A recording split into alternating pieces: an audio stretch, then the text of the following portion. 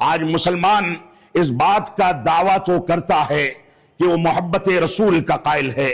آج مسلمان جلوس اور مظاہروں میں آئی لو محمد صلی اللہ علیہ وسلم کا کتبہ لے کر کے نکلتا ہے، لیکن وہ جلوس جہاں سے نکلتے ہیں راستوں کو تنگ کر دینا، مسجدوں کو غیر آباد چھوڑ دینا، اذان کے باوجود مسجدوں میں آ کر کے نمازیں ادا نہ کرنا.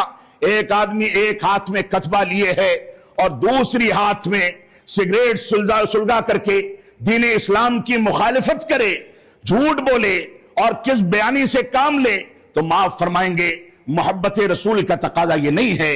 محبت رسول کا تقاضا یہ ہے کہ آپ اللہ کے نبی صلی اللہ علیہ وسلم کی پیروی کریں، اتباع کریں.